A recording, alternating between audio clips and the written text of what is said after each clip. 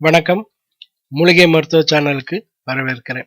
இப்ப நம்ம பார்க்கக்கூடிய இந்த ரெமடியானது நரம்பு தளர்ச்சி, நரம்பு சம்பந்தப்பட்ட பிரச்சனை இருக்கக்கூடிய ஆண்களுக்கு ரொம்ப நல்ல எளிமையான ஈஸியான ஒரு ரெமடி தான்.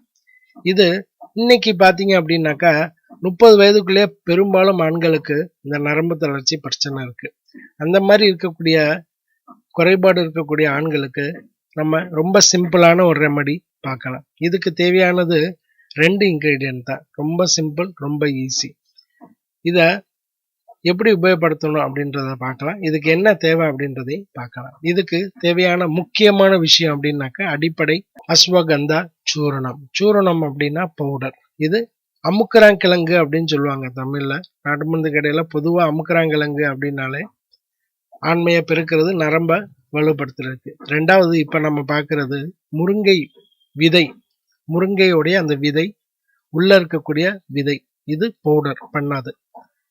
முருங்கை விதை அப்படின்னா அந்த தோல் உரிச்சுதான் நம்ம உபயோகப்படுத்தணும். நிறைய பேர் அப்படியே தோலோட போட்டு அரைச்சிருவாங்க. அது பிரயோஜனம் இருக்காது. இது தோல் உரிச்ச முருங்கை விதை பவுடர். என்னுடைய பழைய வீடியோல நிறைய பேர் பார்த்துருப்பீங்க. இப்ப இந்த அமுக்கரா கிழங்கு பவுடர், அதாவது அஸ்வகந்தா சூர்ணம், அஸ்வகந்தா பவுடர்னு சொல்லுவாங்க. இப்ப இந்த 2 தான் நம்ம சிம்பிளான ரெமடி. இந்த 2ஐயும் எப்படி உபயோகப்படுத்த போறோம் அப்படின்றத பத்தி பார்க்கலாம். இதுக்கு ரொம்ப முக்கியம் பால்.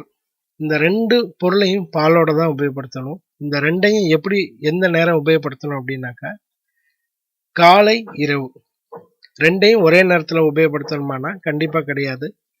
காலையில அஸ்வகந்தா, காலையில உணவுக்கு முன்னாடி அஸ்வகந்தா பவுடர், இரவு உணவுக்கு முன்னாடி முருங்கை விதை பவுடர். முருங்கை விதை பவுடர் காவாசிக்கும் கொஞ்சம் கூடுதல், பாதிக்கு கொஞ்சம் குறைவாவே இருக்கலாம். இப்ப நான் எடுத்திருக்க இந்த அளவே ரொம்ப தாராளம். அதே மாதிரி அஸ்வகந்தா அப்படின்றது ஒரு வேளைக்கு, ஒரு நாளைக்கு ஒரு வேளை எடுத்துக்கிட்டா போதும். காலையில மட்டும்தான். இப்ப நான் எடுத்திருக்கேன் பாருங்க, இந்த ஸ்பூன் அளவுக்கு, அதாவது ஒரு ஸ்பூன் ஃபுல்லா அப்படி கவர் ஆகுற அளவுக்கு எடுத்துக்கோங்க.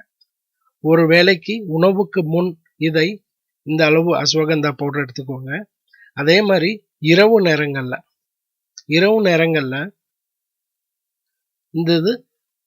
அதே மாதிரி இரவு நேரங்கள்ல இந்த அளவுக்கு முருங்கை விதை எடுத்துக்கிட்டா போதும்.